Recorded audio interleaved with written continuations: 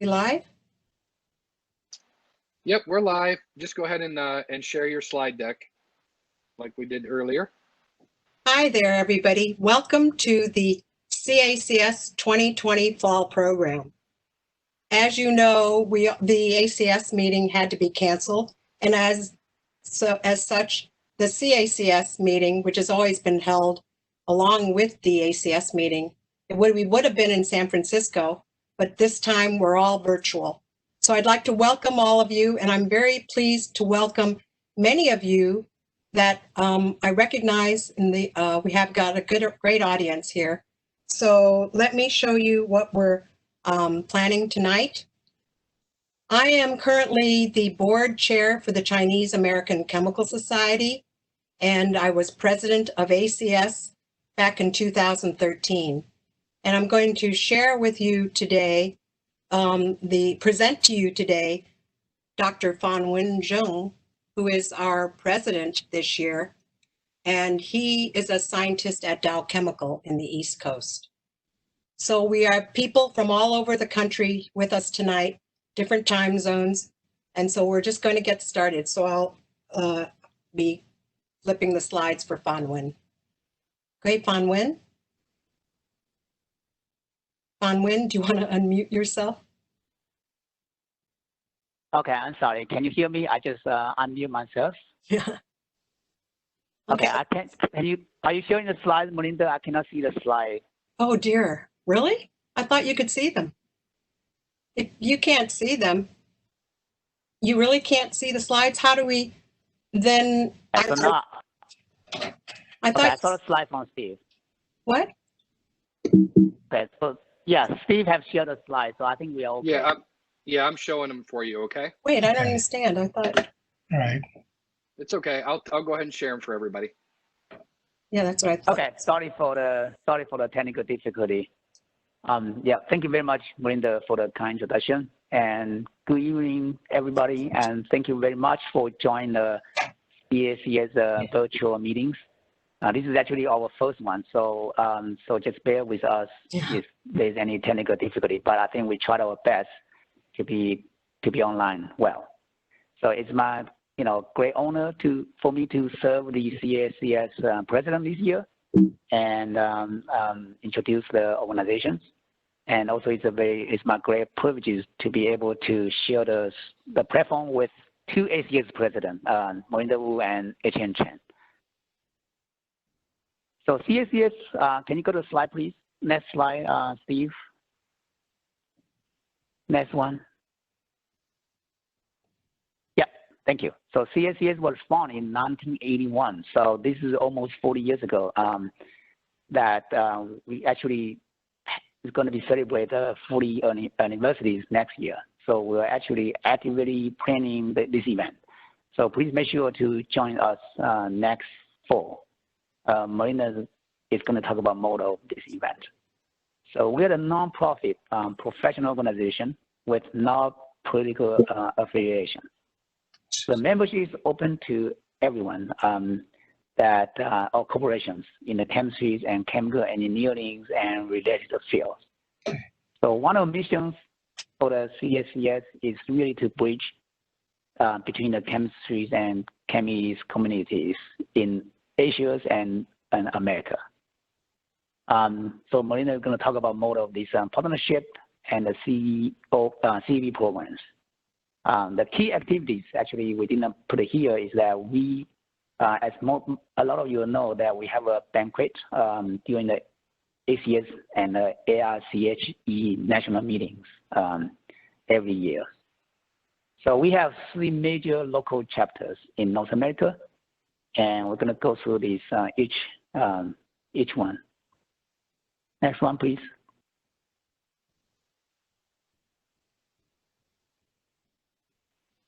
Steve, next. Thank you. Yeah, the first chapter is a tri-state chapter. So this is actually one of the largest chapters for the CACS. It's headquartered in New Jersey, and then have members more than 1,000 coming from the area, including New York, Pennsylvania, Connecticut, Delaware area. You can visit their website this is tristatecacs.org. So the Tri-State CACS have an annual symposium since 1999. So this is more than 20 years so far. And it also award young chemists to the high school students. It also have an annual Chinese New Year celebration. It's very active in the tri-state area, and it have a lot of programs and have a lot of joint activities with local organizations as well.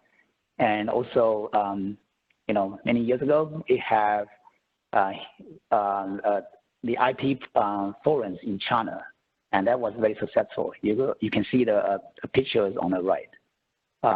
So Melinda and myself actually participated in this event.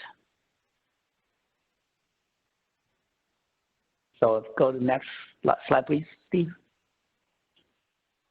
So this slide kind of showcase the couple pictures that the Tri-State CACS have in the last many years.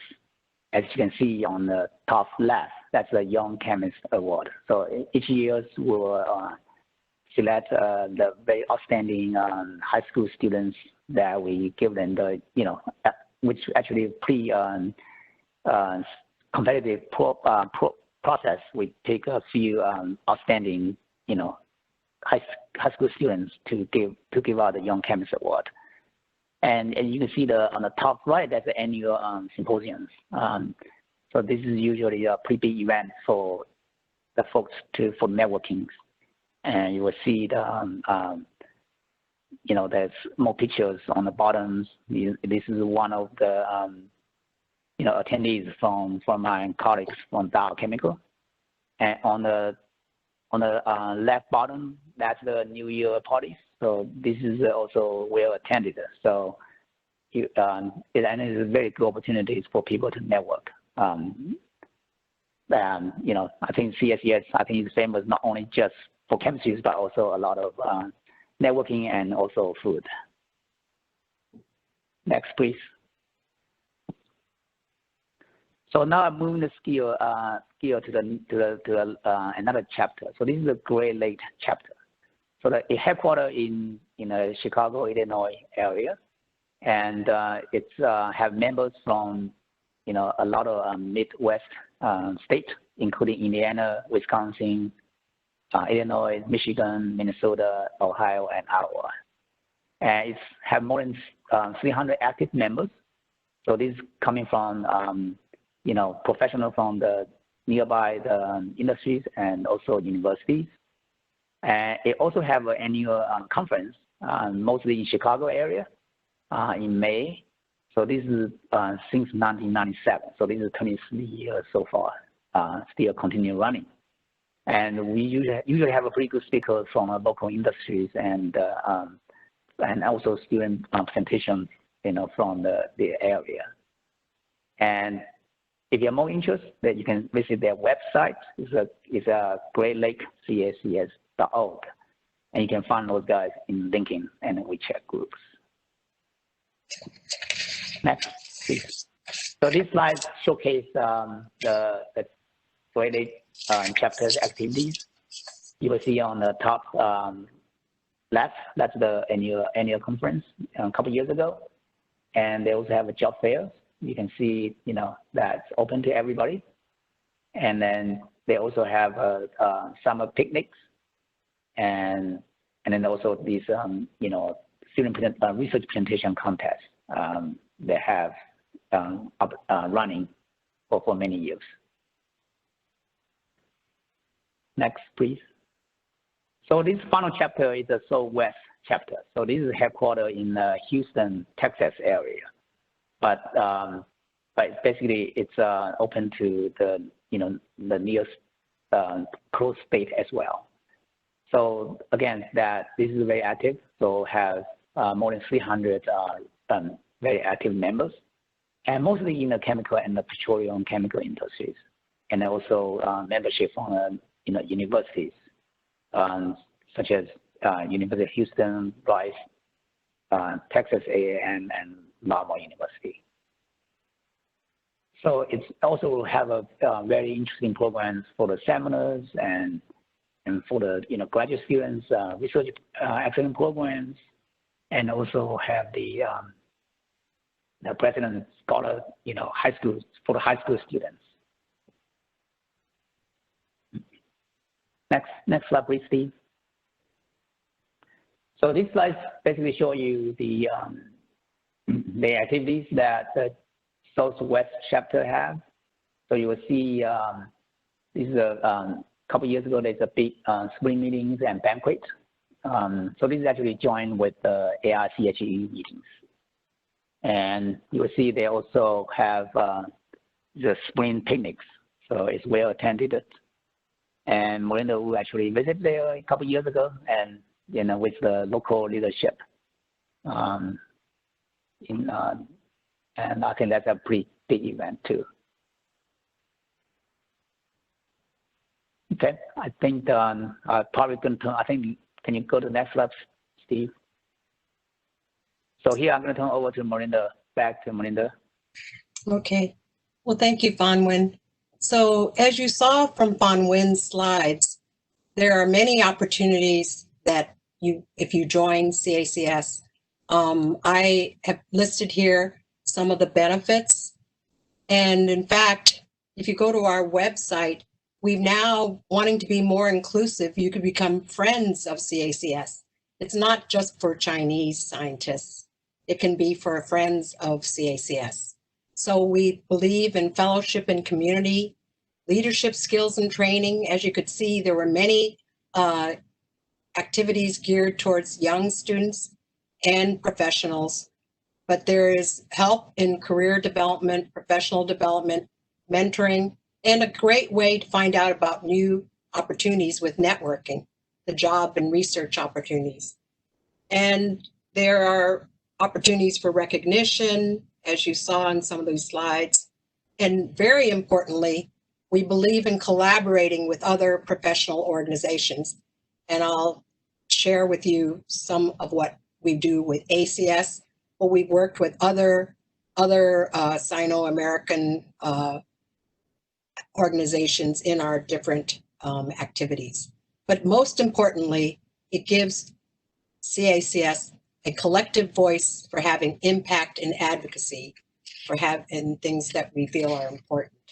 Can I have the next slide, Steve? Yeah, I talked about the Chemistry Enterprise Partnership that was signed just last year in San Diego with ACS. And that was a renewal of the alliance that we had had with ACS in partnering the 3 years before. So these next 3 years, we are going to be focusing on the UN Sustainable Development Goals, which is what ACS now does in its partnerships. That's why they're called Chemistry Enterprise Partnerships. And the two goals that CACS was focusing on with ACS together are, first, the goal on quality education, ensuring inclusive and equitable quality education with lifelong learning opportunities for all. And then the 17th goal is where CACS would like to partner with others on working together, so that we believe in regional and international cooperation, access to science, technology, and innovation, and doing this with others around the world. So we are going to be working together on providing more membership benefits. We're making great advances this year, and joint promotion of events. Can I have the next slide, Steve? Yeah, we're very excited. We've been working actually with monthly meetings with the executive committee for CACS. We're planning already the next year's 40th anniversary. So stay tuned. We're planning symposia. We hope to be back to face-to-face meetings by next fall. It's questionable, about the spring. So we're planning something for the fall of 2021. And here is just one of the pictures we took at a banquet in the past, where we had a keynote speaker who was from the Chinese Chemical Society. He was a dean of one of the top universities, and you can see a few other familiar faces. one of the board members, Tom Connolly himself, who's actually sent his best wishes for a successful program for us. And the president of the Federation of Asian Chemical Society is on the other side of me. So one is from the Chinese Chemical Society. The other is the president currently of the Federation of Asian Chemical Society. And there's one of our board members up there. And HN is right there too. So we're all excited about next year having a wonderful celebration for the 40th anniversary. And HN will be president next year. All right, can I have the next slide? Here's just a real quick slide of our national leadership team and our board of directors. Next slide. They're actually made of professors and people in industry, all kinds, government. We want to very much thank our two sponsors this year, Wuxi AppTech, who's been a long-time sponsor for CACS, as well as Chemical Abstracts, who is now actually hosting this program for us, as well as some of the volunteers who've been helping throughout this this year. And thanks, in fact, Steve is the one who's helping us with the slides. So with that, I think I can turn it over to, oh wait, I'm going to introduce HN. Can I have the next slide, Steve? Yeah, so we're down here. So now I'd like to briefly introduce HN and let him give his talk. All right, can I have the next slide, Steve? Yeah, we're so happy to have our keynote speaker, Dr. Cheng. He's the president-elect for ACS, but he's also a research scientist at the USDA lab in New Orleans. He joined a few years ago and was voted the Outstanding Scientist of the Year at his lab in 2014 and 2019. But he's best known for his work in green polymer chemistry, which he'll be talking about. And he's very busy this meeting organizing symposia on that. And he's a known expert on NMR and polymerization theory. He spent 30 years at Hercules back east before he moved to New Orleans. And as you can see, he's got numerous papers and awards, fellow, and he is a graduate of UCLA undergrad and PhD from University of Illinois. So with that, let me turn it over to HN. Okay. Yeah, thank you. Let me share my slide, my content.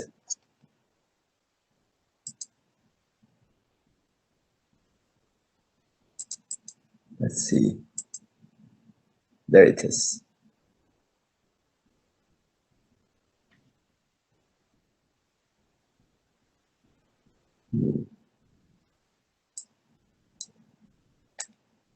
Oh, there it is. Good.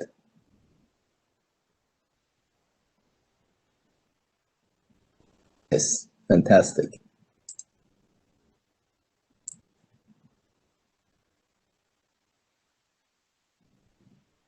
Okay.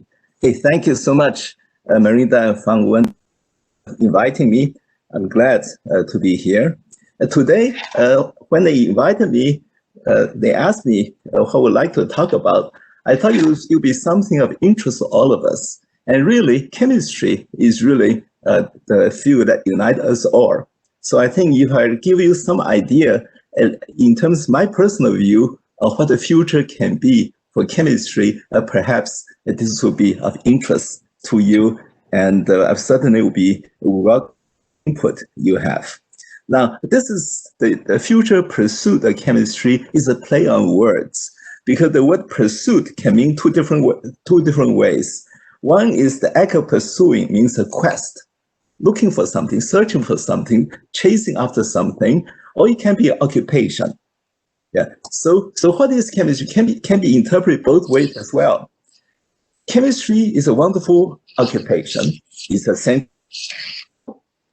If you're interested in science, technology, and engineering and mathematics, STEM, this is a good field to be in. It's a good field to study.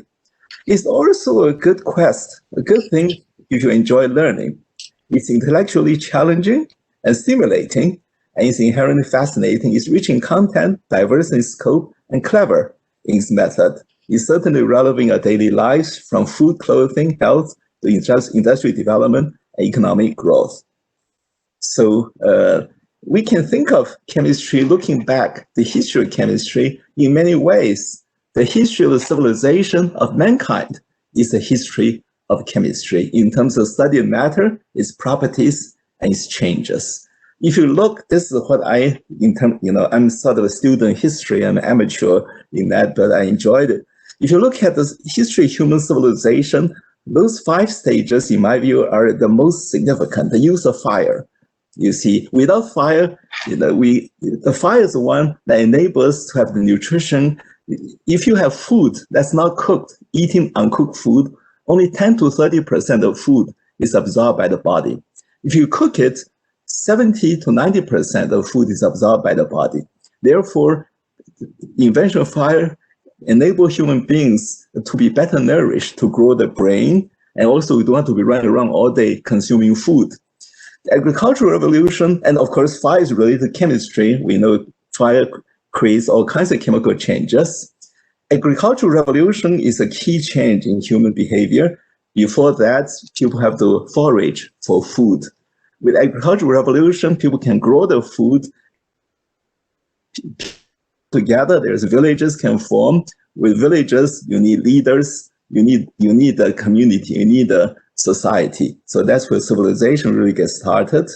And then industrial revolution, of course, is one where we have mechanization, where mass production, and you also have specialization. And a key part is molecular revolution, the recognition that molecules really are the key to innovation.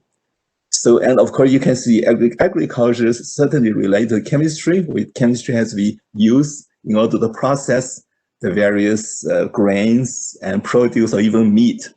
Industrial revolution, in fact, is heavily related to chemicals. In fact, the light industry is the first stage industrial revolution. Is frequently referred to textiles. So, and textiles are fibers, so they're chemistry, they're polymer chemistry. Molecular revolution, no question, is chemistry. And more recently, we can think of information communication revolution starting in the 1980s. You may say, well, maybe that's not related to chemistry, but not quite. If you think about information revolution, depends on computers. Computers depend on silicon. You need pure silicon in order to produce computers. And the purification of silicon, oxidation of silicon, is the key to the chips. And also, you need optical fibers in order to transmit information. And the secret optical fibers is chemistry, the removal of water and the coating of it with polyurethanes. So all these things have a huge chemistry component. So you can think of these stages in human civilization is really driven, at least in part, by chemistry. Now let's take a look back in history. If you look at early humans, make pottery glaze. Those are chemical reactions. Herdsmen used fermentation, cheese, beer, wine. Smith learned to combine copper and tin to make bronze. The Bronze Age, in fact, is one of the major stages of human development. Of course, hides for tanning, for leather. And even in the 800s, this is the time of Charlemagne in Europe. Or Yubi Tang Dynasty in China, a Muslim philosopher had already categorized materials into volatiles, metals, and non-metals. Wrote about distillation, crystallization, sublimation, evaporation. That sounds very familiar, right? That's 800 AD. And of course, almost 100 years later, starting this time, priestly Lavoisier, Avogadro, Dalton, Vesalius, and others established the principles of modern chemistry. Mendeleev developed the periodic table of the elements. And we just celebrated that year of periodic table. And then in the 19th century, we have organic chemistry being established. And in the early 20th century, we have atomic quantum chemistry, physical chemistry, organic chemistry, and polymer chemistry. Rapid growth after 1950, where chemistry really mushroomed into a very dynamic field. And biotech, catalysis, analytical chemistry, instrumentation, computational chemistry, nanotech, and the chemical industry become more important. Early days were fertilizer, dyes, in the 19th century, to the explosives on the turn of the 20th century, all the way into the first half of the 20th century. and rubber and plastics, textiles, agrichemicals, paint, detergents, adhesive, petrochemicals, pharmaceuticals, personal care, specialty chemicals. Today, this is a huge enterprise. And let's take a look what we have today. The chemical industry's total contribution to the global GDP is 5.7 trillion. That's equivalent to 7% of the world's GDP in 2017. And it supported 120 million jobs in 2017. The US business chemistry is of course, a subset of the world's chemical enterprise. It's about 1 trillion, half a trillion enterprise in 2019, provides 222 billion to the US GDP, because the US GDP is more diversified.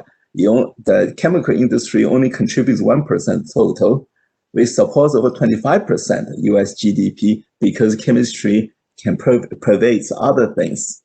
Provides 554,000 skilled, good-paying jobs, and most of the industries have some relations to the business of chemistry. If you look at the current state of chemistry, look at the history of chemistry, some people may have the view that perhaps chemistry is getting old. It's a mature field. In fact, Nature in 2011, just a time when we are celebrating International Year of Chemistry, had editorial. The title was Chemistry's Understated Majesty, where what he said was, chemistry is a mature field, but it's exciting, productive, and let me see, I can't read, I have this thing blocking my way here. Productive, and I guess glorious days are from over. So he did mention that it's a mature field, but what he's saying is that it can still be exciting and productive. So the question now is, let's see. Gee, it's sort of frozen here. Oh, there it is. Okay. All right. Now, when we talk about maturity, this is a growth curve. So in any organization, or even personal career, or many businesses, we can represent it with this growth curve. Starting out a business or organization is embryonic, so in terms of performance, relatively low in performance. Over time, if the business is successful, it starts to grow, and that's a growth phase. But the growth will not last forever. Eventually, you mature. As it matures, of course, the performance will slowly level off. And this performance leveling off can be due to many things. Can be internal, maybe the field itself, or maybe external, maybe the world has changed. And so this curve holds for many things, and including chemistry perhaps. So you can see that in chemistry, in the early days, we studied the structure and bonding. And then in the growth phase, we do a lot of synthesis with a lot of analysis. But eventually, we reach a point where we reach technological parity, where most people already understand how the chemistry works. And with enough training, you actually know most of the chemical principles. So the question then is chemistry mature? In some ways, it is. So the knowledge and synthesis analysis, is generally known. The chemistry professional students can be trained to, and many segments of chemical industry are indeed mature.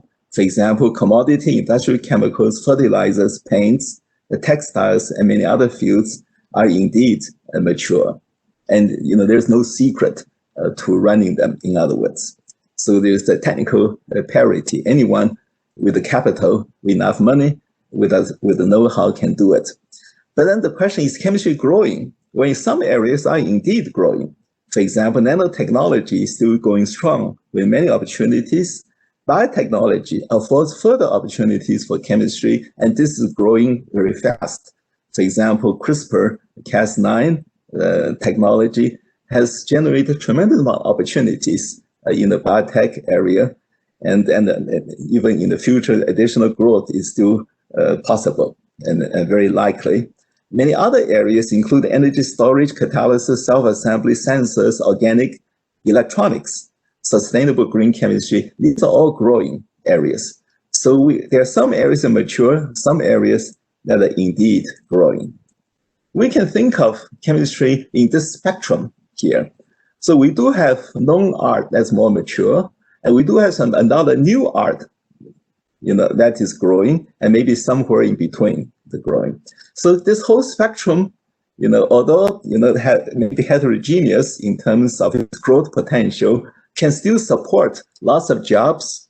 The chemical industry, the petrochemical industry, the pharmaceutical industry, all the chemistry-related industries, and academia and government labs can support a lot of jobs and still be a very attractive field as a discipline. What I would think is that the real opportunity, there's a big opportunity, is really outside of the traditional chemistry area, is in the application space that needs the skills of chemists. We can think of this almost like the computers. You have computers, say computer scientists in this strip. There are lots of computer companies, the Microsoft, IBM, Google, and many other companies, and there are many tech companies, and they can provide employment to a lot of people. But the real power of computers is other areas. We use computers in everything, from banking to applications, to household things, or even to chemistry. So that's where the computers is really powerful. The same thing holds true for chemistry. This area may support chemists and the chemical industry, petrochemical industry, specialty chemicals, pharmaceuticals, pesticides, and so on. But if we can branch out in this application space, we have a lot more opportunities. So what do we have to do? We have to reboot the older technology, the known art, apply the new technology to the applications. We have to customize the application to specific end-use applications. And of course, sometimes you may have to be entrepreneur in order to push this technology, even the known art or new art, into new areas to form new companies in order to make it happen, to push it out to the market. Now, that's not all. We notice there are two major trends in chemistry. One is the multidisciplinarity. The grand challenges today, such as sustainability, clean air and water, food population, climate change, diseases, these are all complex problems. We wish we can say chemistry can solve all the problems, but not quite. Chemistry can be a major part of it, but we need other disciplines. Working together can solve it. I like the sustainability because if you look at sustainability, many of the things listed here, whether it is clean air and water, food, population, climate change, they're all included in sustainability. And so in a way, sustainability is an excellent example of multidisciplinarity. And of course, in fact, if you do research, many advances today are actually occurring at the interface between chemistry and other disciplines, whether it is biology, medicine, physics, nanotech, or computers. That's one trend. The second trend is globalization. And we do know that science is being global. Students, business scholars move around. There are more international collaborations, many meetings of international attendees. So if you look at these two trends, multidisciplinary space, global collaborations, they actually expand this applications space even more so that we have even greater playgrounds if we were to think more in terms of the skills that the chemist has in order to expand the areas of opportunity. Now let's take a look at the skills here. What are the skills for chemists? There are technical skills and other skills as well. So technical skills, chemical terminology, thermodynamics, kinetics, surface synthesis, analytical techniques, and chemical instrumentation, properties of materials. And materials can be organic, inorganic, biochemical, or polymeric.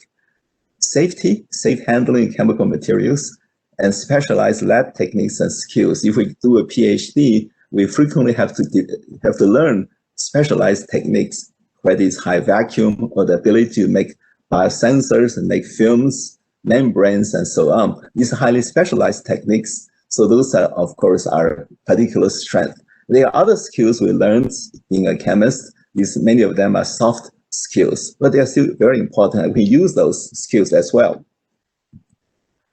Now, so let's take a look at chemical skills as opportunity. Chemical skills can be thought of as building blocks for future projects. For innovation, 2 slides before or 3 slides before, we saw the grand challenges of today. They require multidisciplinary approaches, and chemical skills are very important and needed to solve, as a major part of the solution of the problem. And the future world is fast-moving, competitive, and science-based. So opportunities, of course, abound for chemistry in the new world. Many of them are in the interface between chemistry and other fields, so collaboration will be useful and helpful. And we also need application research, applying creativity, customization, and problem solving to new situations. Let's take a look at the long view. What does the future look like?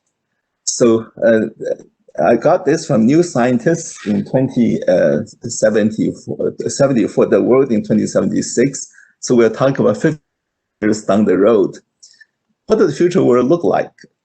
This may be wrong. At least it'll be a good guide as to what may happen. Artificial intelligence. So perhaps computers will be taking over human functions. Perhaps androids and robotics will be important. So we don't have to go to the lab anymore. We just have robots in the lab doing work for us. We'll just be working, designing the experiments, and the robots will be doing all the work. So that may well be possible in 50 years down the road. Now, what would robots made from? You need materials, right? You need programs. So the materials is a material chemistry. So we need chemists in order to design or help to design the robots for them to be robust. Energy breakthrough. Perhaps fusion energy is not quite there yet, but lots of work is being done. Perhaps fusion energy 50 years down the road will be even better, will become real. Energy from sun, wind, or vegetation. So if it's certainly, this will require physical chemistry to help. Genetic revolution, better medical cure. People medically improve genes, genetic engineering. Already people are using CRISPR technology to improve genes, although it's only starting. I'm sure more will happen in the future. And maybe synthetic life forms, especially for food or animal feed or medicine, special ones for those things. Molecular assemblers may customize materials and items you want. We already have 3D printing. Additive manufacturing is here today. And imagine 50 years down the road, you'll be even more advanced. We can maybe even just, like ordering from Amazon, certain things where people will customize something for you, tissue engineering, membranes, packaging, even gifts. So there are more here. Advanced communication, mind control. So we have a cell phone. We have to type in, we have to use a finger to punch in. In the future, just hold the phone near your brain. Think, I want to eat pizza. And right away, you order pizza from Papa John, delivered to your home. Yes, or maybe somebody else will. So just you can talk or just think, and you decode your mind. So imagine that could happen, and advanced database and information, so that we can say diversity microorganisms, beneficial, neutral, or the bad ones. Knowing them, then we can control them. Or database on design materials, how to fabricate, how to make them, and the properties related to them, so that you can just enter your information you want, and then whoosh, the new material is made for you. The food generation, genetic engineering, precision agriculture, this is actually fairly close to real. And I work at USDA. We hope that in 2030 even, and that may be realistic. Idea here is, instead of, if you're growing crops, right now we water it, we give it fertilizer. Precision agriculture means that you have a sensor there. You only put in enough water, enough fertilizer to the crop. You don't waste the water. You don't fertilizer so it runs off, pollution or pollute the water. You only have enough so that you can save money and not polluting. And small equipment, greater productivity. Aquaponics, for example, is where a country like Japan or Hong Kong, or Japan and Singapore, for example, where a country has land, then aquaponics means that you can grow the crop without much soil. Yeah, so those, and big data, to help with the food generation. The human brain, perception, self-awareness, and memory. a climate change problem solved, perhaps carbon dioxide absorbed by vegetation, and or sun shades to bounce off sun's rays atmosphere. If you have reflectors, say chemically designed material that reflects the sun's rays, then you can you can turn them off or on so that you can, when needed, deflect the rays of the sun so the climate warming wouldn't be as much of a problem. And in physics, the theory of everything. So you can see even in the future world, 50 years down the road, chemistry can play a major role. It's an exciting thing if we have the right skills in chemistry to apply them to any of these fields. Now, National Science Foundation already even now has come up with these 10 big ideas. Each of these ideas, NSF will invest $30 million. And they are in fact right now looking for people to apply for grants to work on these ideas. And of course, let me just highlight the ones that I highlight with blue. Artificial intelligence, robotics, as mentioned before, multidisciplinary collaboration, end-use applications, using data for end-use applications. The Arctic is warming very fast, so the chemical changes will be useful. In quantum leap sensing and molecular computers, that's where chemistry may have a role. The rules of life, biology, cellular interactions, and on the matter and energy in terms of universe, and in terms of, and we have sensors, new ideas, and NSF actually supports STEM participation and diversity and inclusion. So each of these 10 ideas, they are investing $30 million, indicating they are interested in these big ideas where chemistry can play a role. Yeah. So in fact, if you're interested in applying your skills of chemistry to many of these other areas, you can even apply for grants from NSF. Now, in the more near term, and Nature, in fact, 14 years ago, had already asked the question, big questions of chemistry. How can we design molecules that have specific features for the chemical foundation of cells? How can we fabricate materials that will be needed for future development of fields such as energy, aerospace, pharmaceutical, or the chemical basis for cognition and memory? And that's very much in terms of nerves and the recognition part. So anyway, there's a huge field. Neuroscience is a huge field. How did life originate on Earth? Is it possible life to begin in place other than Earth? How can we search a full space of possible combination elements? Most elements we know, are the ones that are common, like sulfur, oxygen, carbon, nitrogen, and so on. Are there any other combination elements that are possible? Yeah, so, and are they useful?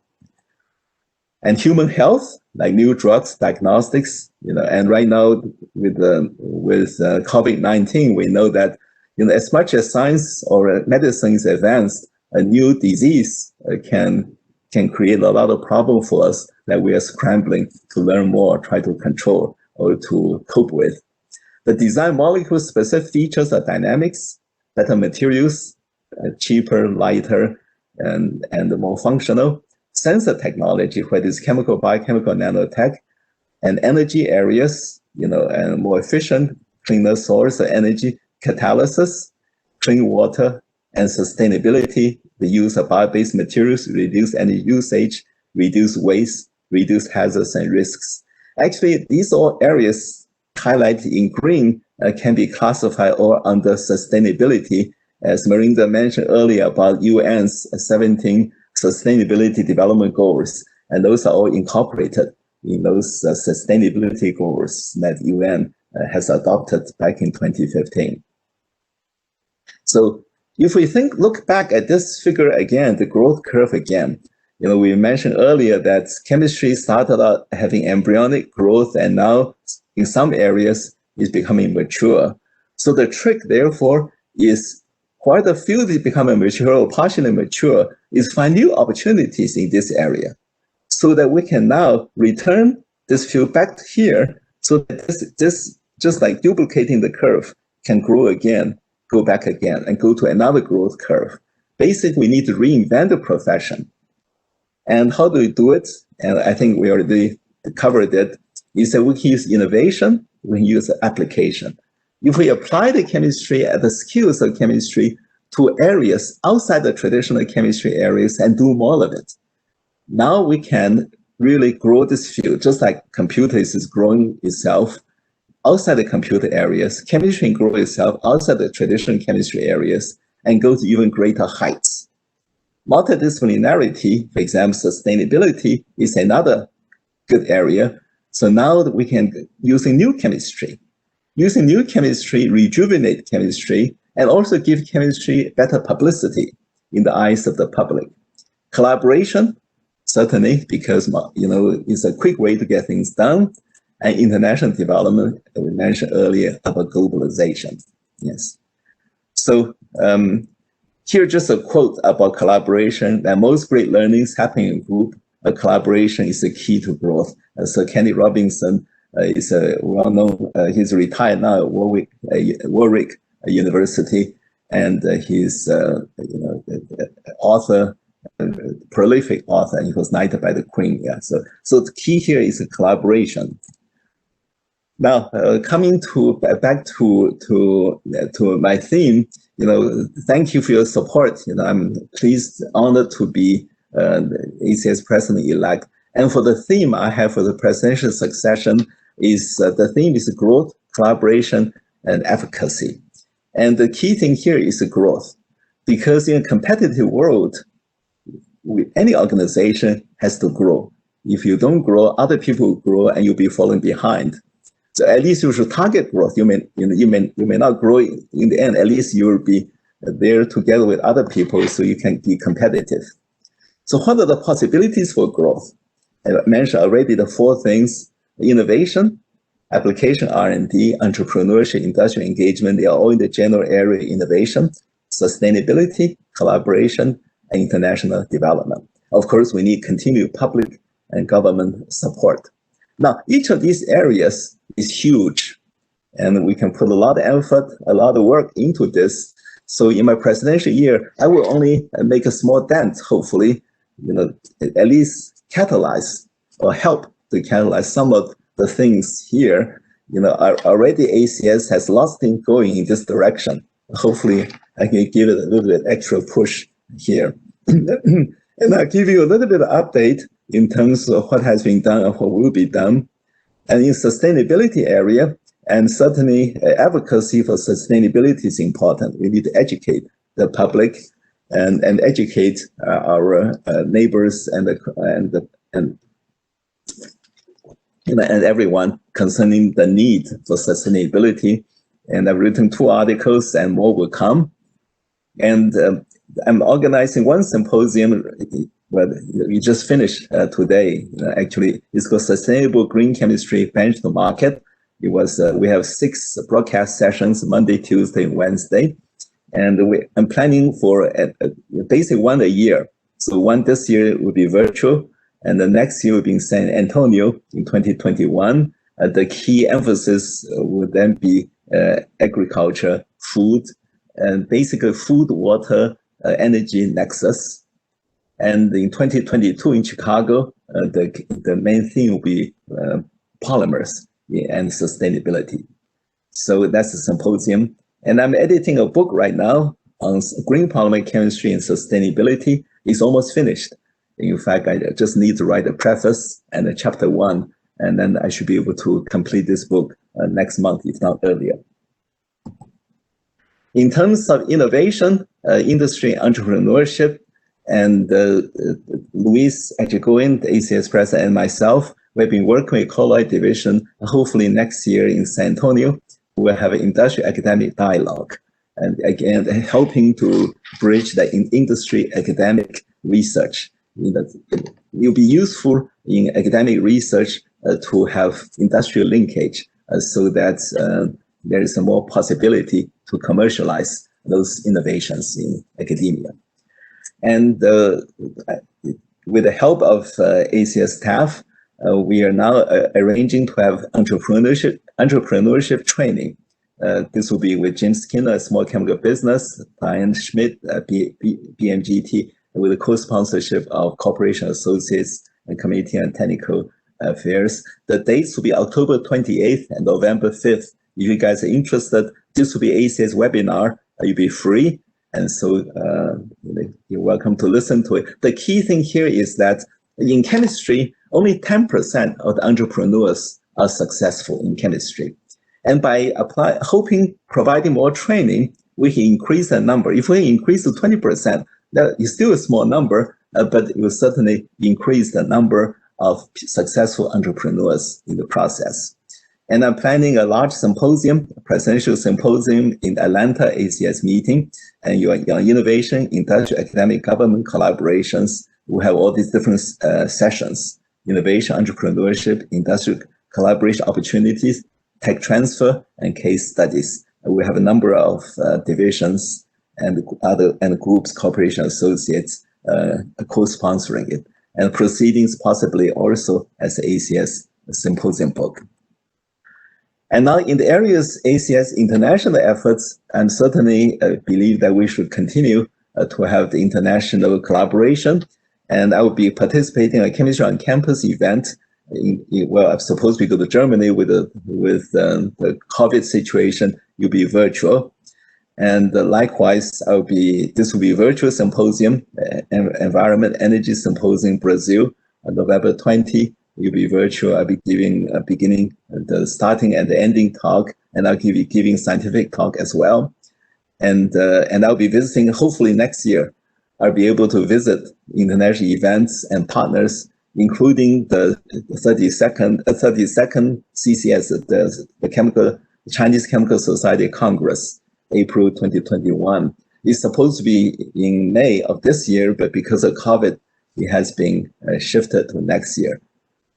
And of course, advocacy is important. I was hoping to participate in this legislative summit. It is now being postponed till next year. And thanks for the ACS staff, I'm now arranging for NYCC, working with both of them. I'm arranging training course on advocacy for YCC and students at the Leadership Institute in January 2021. So here's just a schematic showing how we fit everything together. So this is chemistry enterprise. And in order to grow this enterprise, we can use several methods. Technological growth, for example, the sustainability is one way, multidisciplinarity, certainly, international efforts, innovation, and collaboration, those are areas to grow. And more importantly, in order for this sphere to be stable, we need wedges, hold them there, and the membership support, we need to provide suitable, appropriate, and good services and advocacy. We need to have government and public support for this chemistry enterprise. Now, ACS and CACS. ACS and CACS are both wonderful professional societies. And I think Marinda just mentioned earlier that CACS and ACS have signed a 3-year chemistry enterprise partnership in 2019. And so they will be collaborating in the areas in scientific education, public outreach projects. A focus is indeed on the United Nations SDGs, 2030 SDGs. I think working together, we can indeed grow the chemistry enterprise, and we need the help of our respective members in order to do that. So the final words, just to wrap up, the pursuit of chemistry can offer many future opportunities. It's an occupation with broad scope and many different aspects to it. And it's also stimulating and fun to work with. Well, that's what attracted me to chemistry, because it's a lot of fun to do chemical research. The growth of the chemistry enterprise can be achieved by different ways: innovation within chemistry discipline, multidisciplinarity R&D, global collaborations, and application chemistry to broad disciplinary areas. Those are not all of them, but some of the ways where we can grow chemistry. The chemistry skills we have can be used for application R&D, for example, to deal with the grand challenges of the society today, the developments of the future world. I think I mentioned these possible future scenarios, and they all have a chemical component. And of course, it helps for us to be adaptable We have to, as the times, as the things are changing, and we need to change. We need to collaborate, and if needed, we need to be entrepreneurial. So I think that's all work together. That way we can benefit ourselves, and of course we can benefit our profession. So thank you very much, and I'll be glad to have an exchange with you in terms of questions and answers. That's great. Thank you, HN. In fact, this is Miranda. I'd like to ask you a question. Thank you so much for this fascinating talk about what we can do with chemistry in the future and how it can grow. There's so many exciting opportunities. So the question I have, I've been thinking, you've had a really long and successful career as a research scientist, and now you've become, so you're well known in your polymer area, now green chemistry, and now you've become president. What would you say for young people starting out? If you could give them 3 pieces of advice, what might you say to give them some advice? Okay, that's a very good question. Now, what I would say is this, in my view, the secret of success is to be the best in a field. Now, when I say the best, I don't mean the best in the world. But if you're the best in the world, that's wonderful. You can be just the best, say, in the state of Georgia, or the best in your town in my city of New Orleans, for example. And when I say the best in a field, the field doesn't have to be in chemistry. It can simply be, say, NMR, or can simply be mass spec, can simply be gas chromatography. So if you're the best, say, gas chromatography person in the state of Louisiana, you'll be doing very well. The key thing here is to search for excellence. If you have that mentality, say, I want to do the best I can, and then there will always be demand for you. And if you're, as I mentioned, you're truly the best gas chromatographer in Louisiana, the GC analysis will come to you. Whether you open your own lab or whether you work for a company, you work in a university, because you are the best in the state of Louisiana, therefore there's no shortage of jobs for you, whether you go to industry, to academia, or even work for the government. So I think the key thing here is to be within a defined area, to be the best in that profession. That's really the secret of success in my view. Now, you mentioned 3 skills. I would say number 2, it will be very important, soft skills. If you are a technical whiz, you cannot let other people, you cannot share your ideas, you cannot sell your ideas, then there's a problem. You may be truly the best in Louisiana, but you cannot talk to people, or people are turned off by you. Then no people, just because you're good, nobody know about it, or people try to forget you. So I would say the soft skills are very, very important. Yeah, and I would say, if we would say about the third one here, is the key thing here is always learn new things, because times are changing. So if you're the best in the field, the best chromatographer in Louisiana, 5 years down the road, maybe nobody wants to use GC anymore. Then what will you be left with?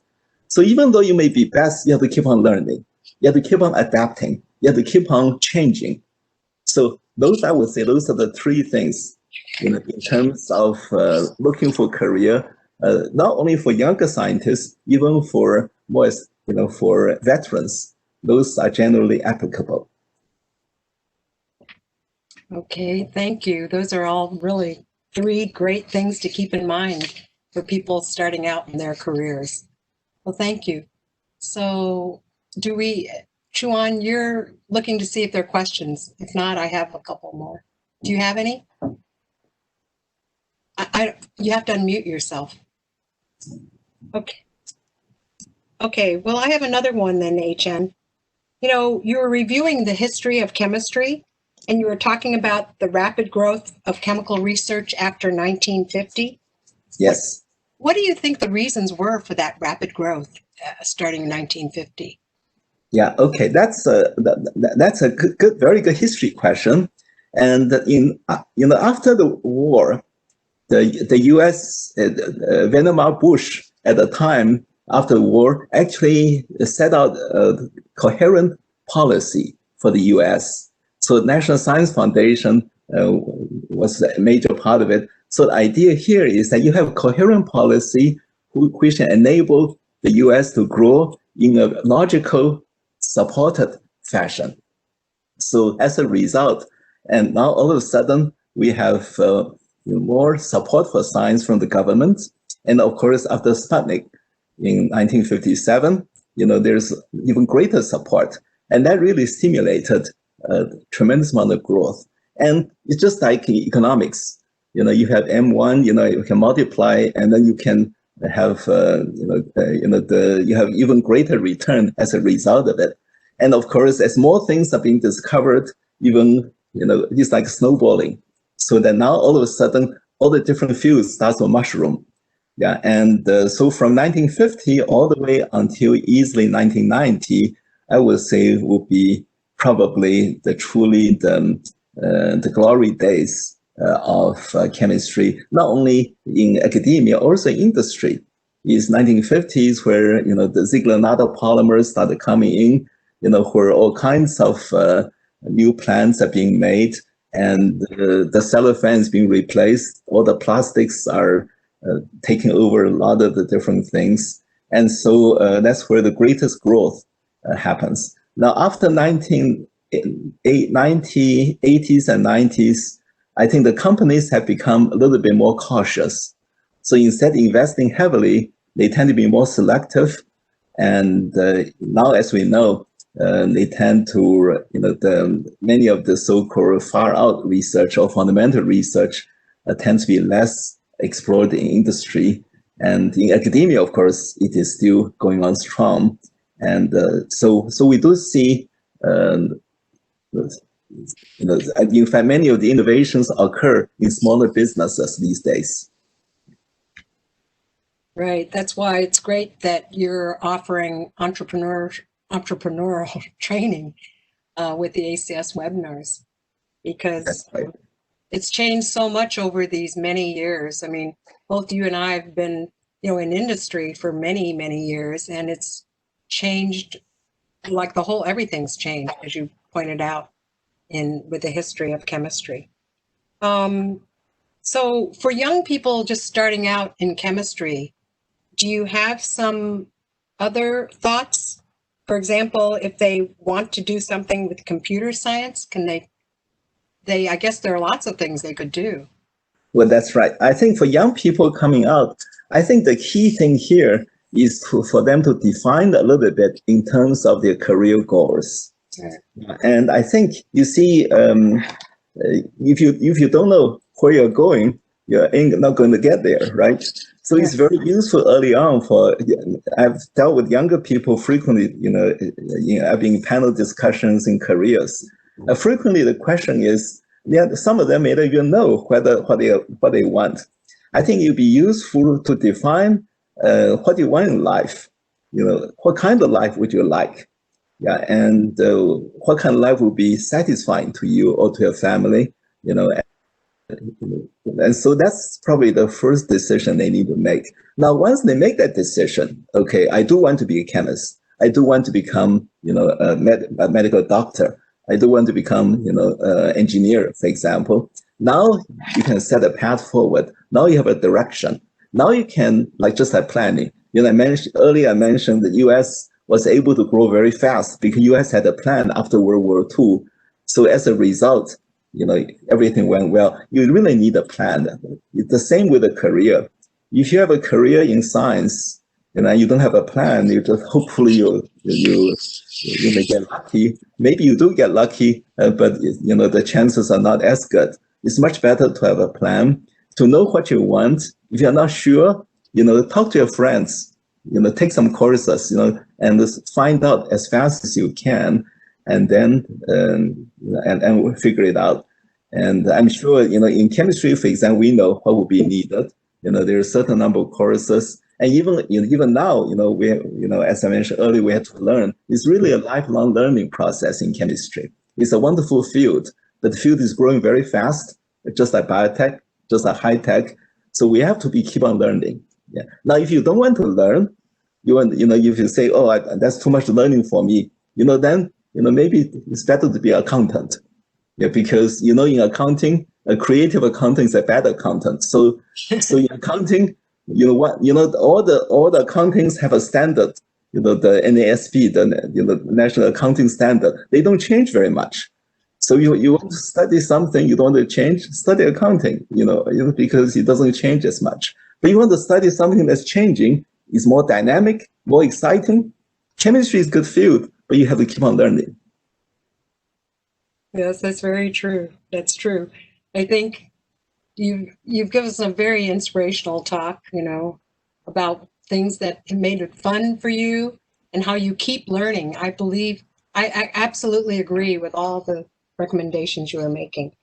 So now I may not have mentioned, we actually have a little bit of time before I wrap up. But if any of you have noticed, there's a chat box down at the bottom to your right, I believe. And so if anyone else has a question, we have Chuan, one of our officers, who's looking. So yes. Do you have? Yes. Thank you, Dr. Cheng, for the wonderful presentation, very informative.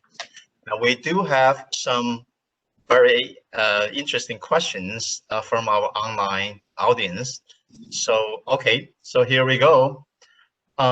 Regarding the young chemists or students pursuing chemistry profession, like Dr. Wu just mentioned, do you have any idea among those college students in studying chemistry, what's their current interest or what's high on the list when they study chemistry? Any particular field or branch of chemistry? Let's see, just to clarify, are you asking me what I think they should study or what are they studying now? Or study now, or also should. Oh, that would be good. Both good questions. Actually, I'm not sure, since I'm not really in education field. I'm not sure whether what's the breakdown of the students in terms of the traditional disciplines, organic, inorganic, analytical biochemistry, and physical chemistry. I don't know exactly the breakdown. I would imagine probably organic is still probably large, and whereas the physical is probably smaller. The number of people are smaller, yeah. And the key thing here, I think, is to what I tell people is this: in chemistry, whatever you're studying, if you're studying, say, physical chemistry or organic chemistry, be very good at it, but also keep awareness of other fields. In industry, I work in industry for a long time. The most valuable industry people are what I call the generalized specialist. What's a generalized specialist? Okay, that person has a specialty. Maybe he's very good in synthesizing steroids, which is good. You can get a job specializing in steroids, but that person should have a broad understanding of other fields so that, when he communicates with other people, he can talk and he can use his knowledge of steroids to apply to other fields. So that way, if he talks to a person working with sensors, talk to a person working with membranes, he can say, well, maybe my synthetic skills can be used for this application. So that's why I call generalized specialists. It's especially useful when there's layoffs. If you're hired for a certain job in industry, what happens if that project disappears? Now you're out of a job. But if you're more generalized, so you're not only specializing in that field, you have other fields that then you can switch over to other fields, or you can use your field more readily to other projects. So the other project managers can hire you and you can be productive right away. So that knowledge, both of them, so it's generalized specialist. So you're a specialist for sure, but you also have a generalized knowledge. That kind of people are the most valuable in industry. So if you're a student studying, trying to learn the fields of chemistry, having that mindset that I do want to be good in whatever my advisor tells me to do, but I'm not just tunnel visioned into that field. I do want to have an awareness of what's going on in the other fields. I need to go to seminars. given by other people, given by other people. I went to seminars given in the department talking about other professors' research. I want to be aware of what's going on.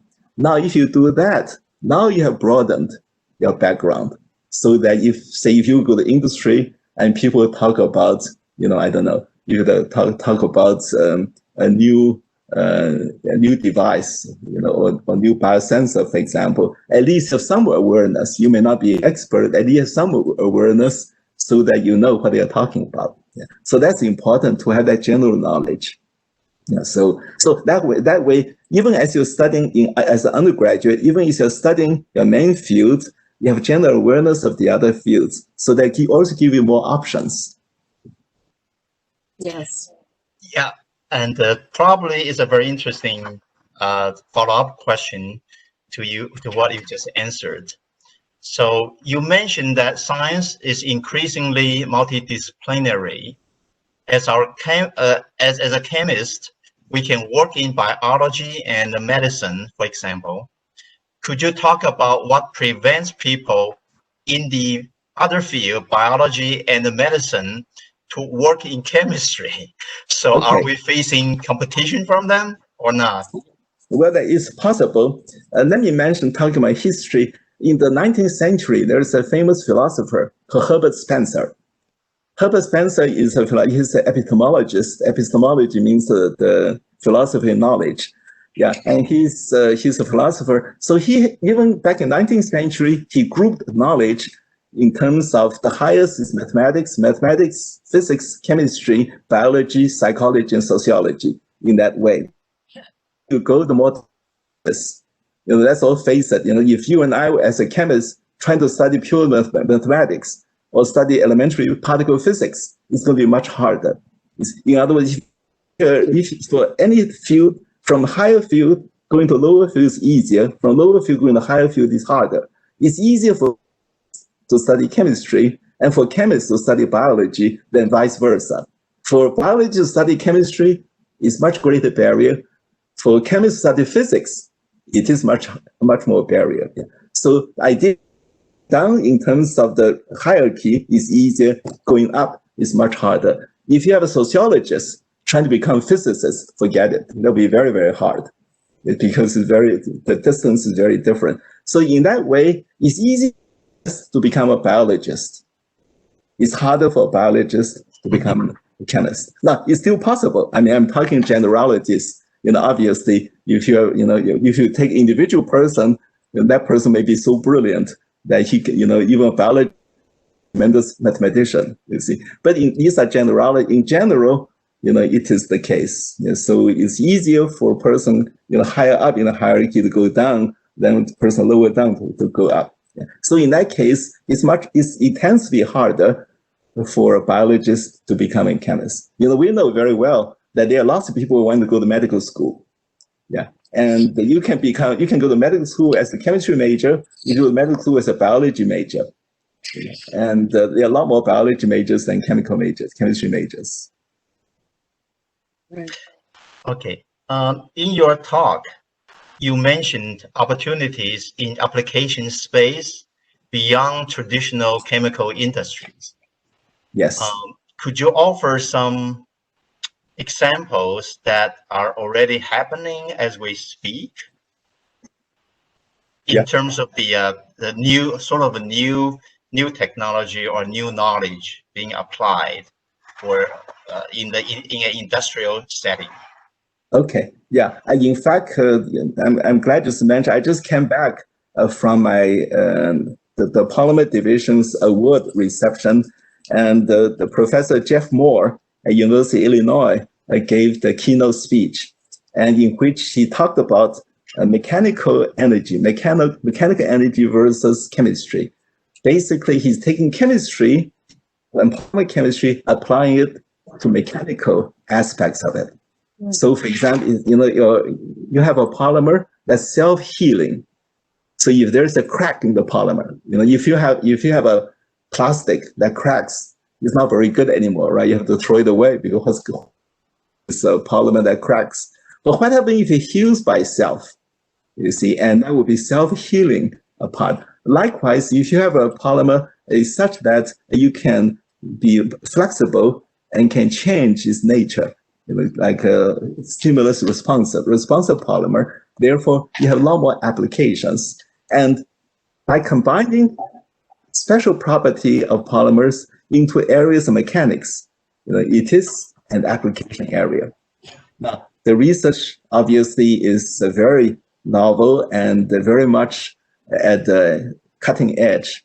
Now, the challenge is to apply that knowledge to actual applications so that you can push it out to, and this is where you need customization, you need creativity. A different kind of creativity is one kind of creativity, the idea to be able to have a polymer that can cure itself. It's different kind of creativity to apply that knowledge to practical terms where there's a market need.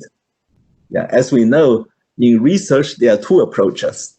There's one is called the technology push. One is the market pull. Technology push is say, I have an idea. I'm going to develop this idea and I'm going to look around to see where I can use this idea. That's technology push. I'm developing technology. And market pull is where instead of developing ideas and ask customers, is there a need? What's your problem?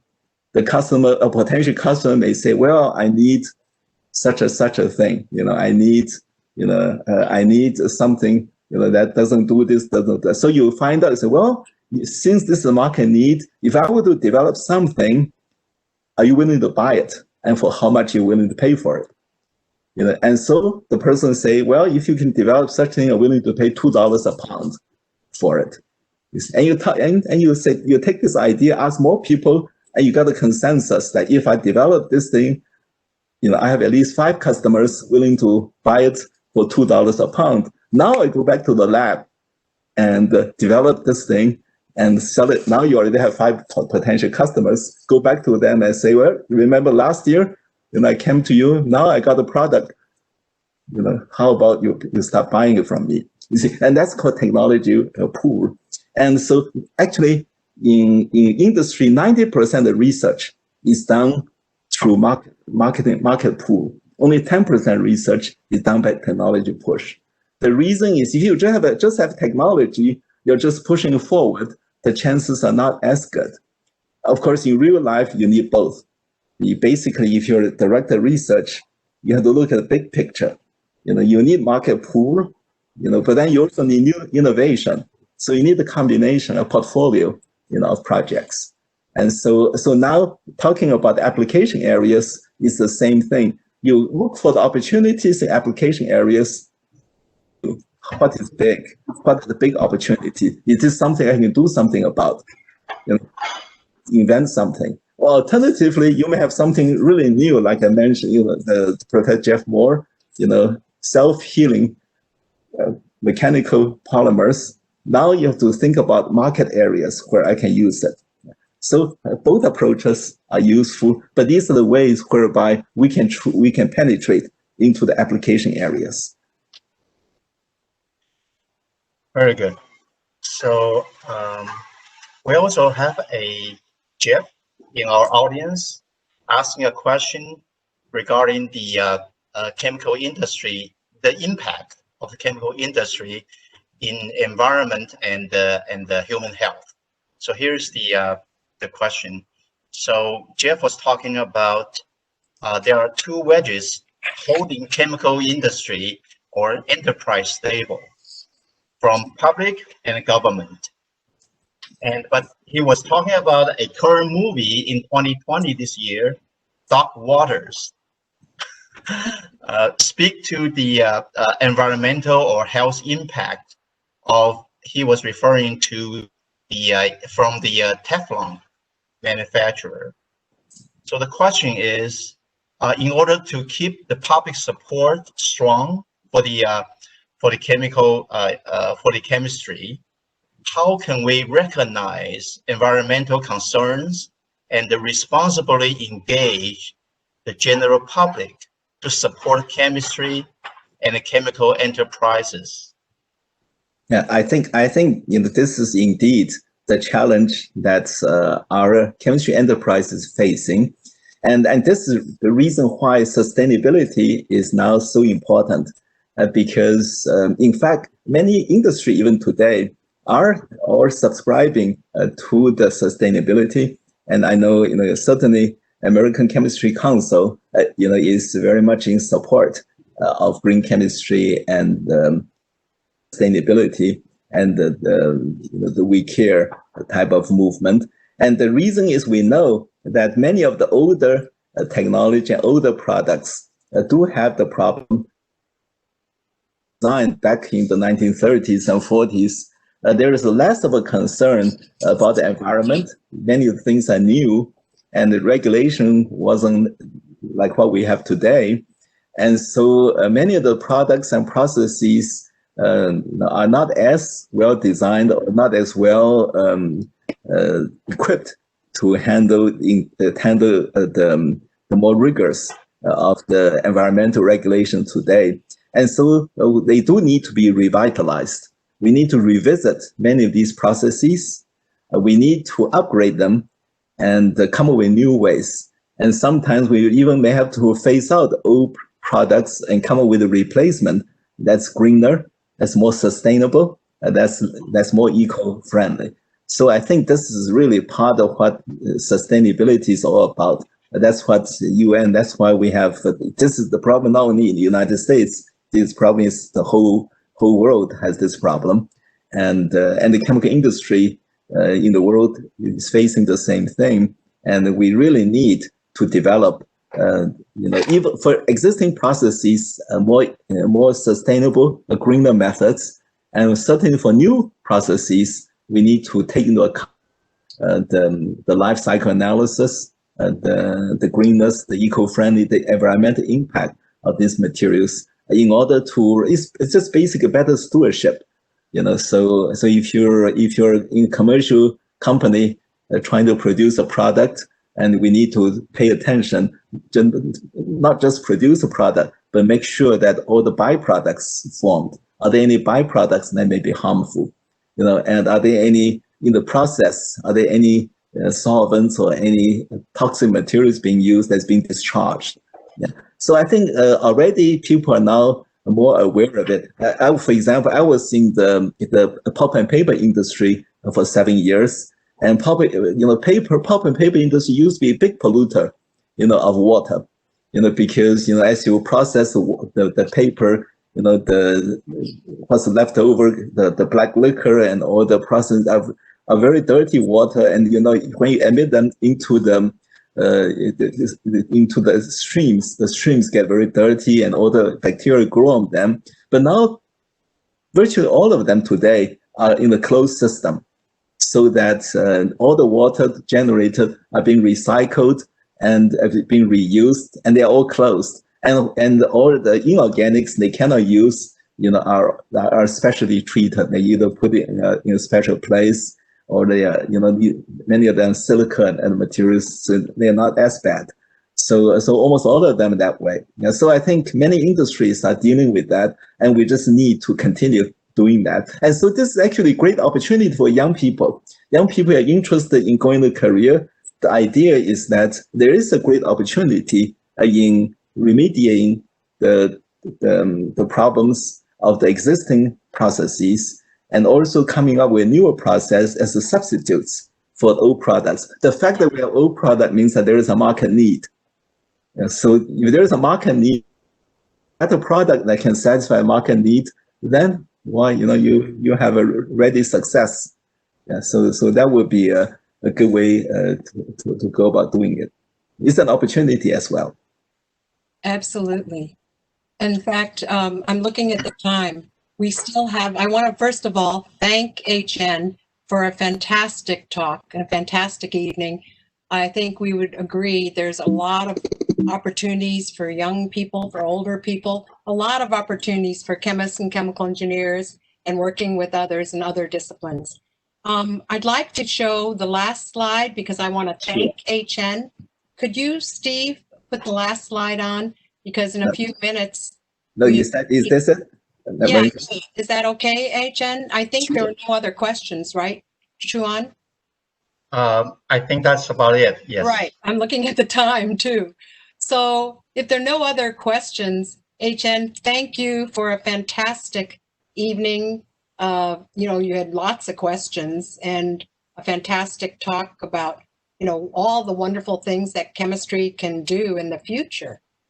In the sustainability, the green chemistry, the UN sustainable goals. I mean, there are lots of things that we can do not only in the US, but around the world to help others.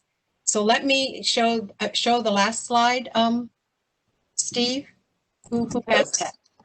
Yeah, I want to show you this, give this to you, HN. If we were there in person, I would hand you a plaque. But right now we have a virtual plaque, which we will mail to you later.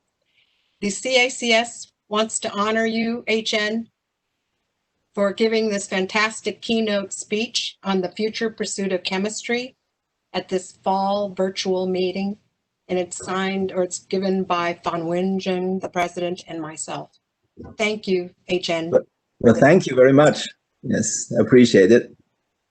Yeah, it's wonderful. So if there are no other comments or questions, we're going to wrap up. But I want to thank all of you. When I was reading through the people who've joined us, there are past presidents, many board members, and many other people I recognize, other counselors and other people in ACS, various people. We usually have, when we have our national banquets, we've gone from anywhere from 100 to, I remember one banquet in Boston a number of years ago, we actually had 200. But San Francisco would have had a lot of people. We would have held it in San Francisco, Chinatown. But hopefully we'll be able to, we don't know, we're hoping San Antonio ACS will be open. As we said in the beginning, the CACS has traditionally had banquets with traditional multi-course banquets, but we can't do that with this COVID. So I hope that you'll all stay safe, and we'll look forward to seeing you in the future. Thank you so much for attending, and thank you, HN, for everything. Thank you again. Yes. All right. So I guess. Yeah, thank you very much, again. Yeah, thank you. But thanks. Right.